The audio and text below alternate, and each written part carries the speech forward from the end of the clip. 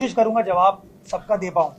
ये कहाँ लिखा हुआ है भुट्टो शहीद के आइन में कि फेडरल कॉन्स्टिट्यूशनल कोर्ट नहीं होगी?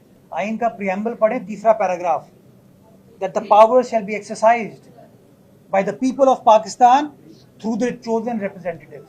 उन चोजन रिप्रेजेंटेटिव ने 27वीं आईनी तरमीम कर दी, उससे पहले 26 भी थी, 27वीं से पहले 25वीं भी थी। एक जमाने में आनी तरामीम होती थी जब ज़िया-उल-हक ने 8वीं तरमीम लेके आया था।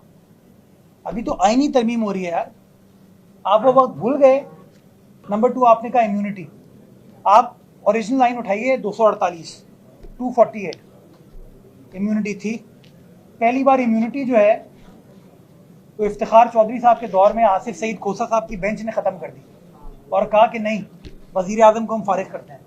उस 1973 के आइन से लेके आज तक ये चीज़ थी, लेकिन बदकिस्मती के साथ 2012 में उस वक्त की जो एक पॉलिसी थी उस वक्त के चीफ जस्टिस की, उसके तहत उन्होंने भुट्टो शहीद के आइन को सल्ब किया था। आर्टिकल 140 है, आप ड्राफ्ट उठाइए जो वफाकी हुकूमत ने पेश किया था।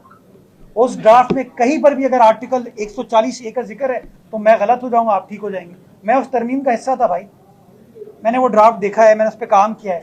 वजीर, आप आर्टिकल 248(1) पढ़िए, वजीर आजम को इम्यूनिटी है, वजीर आला को इम्यूनिटी है, वुज़रा को इम्यूनिटी है।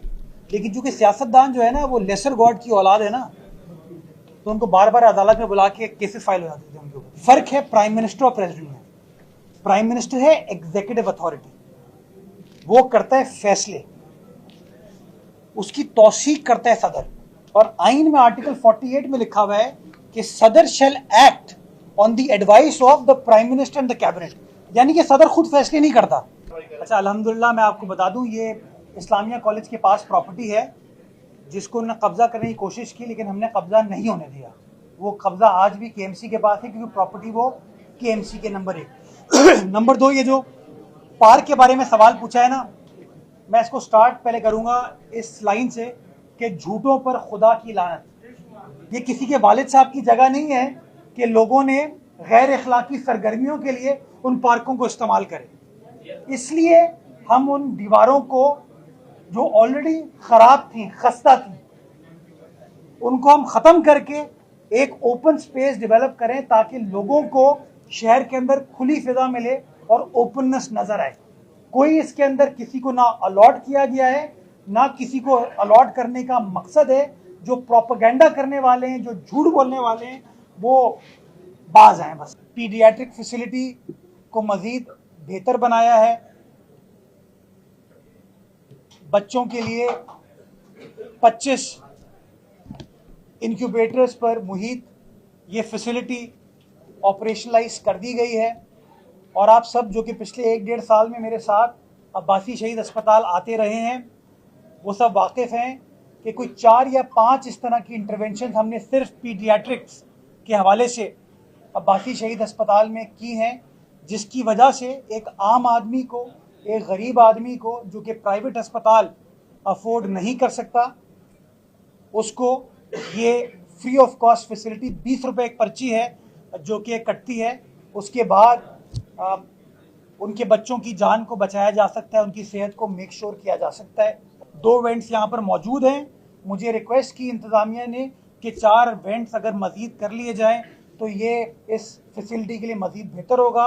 ये मैंने आज इनको अहकामात जारी कर दिए कि फौरी तौर पर ये मूव कर लें। बजट हो, नहीं बजट हो, इंशाल्लाह बल्दिया उज़्मा कराची के 4 नए वेंटिलेटर और यहाँ पर मजीद देगा। हमने ट्रॉमा सेंटर के ऊपर एक और फैसिलिटी स्टैब्लिश करने का फैसला किया है जो कि तकरीबन 50 बेड पर मुश्तमिल होगी, तो उसके ऊपर भी इंशाल्लाह काम स्टार्ट कर दिया जाएगा। नया कायद ब्लॉक जो कि इंशाल्लाह आइंदा चंद हफ्तों में मुकम्मल कर लिया जाएगा, उसके लिए हम एक नया centre of excellence in terms of health services KMU के साथ मिलकर बनाएंगे।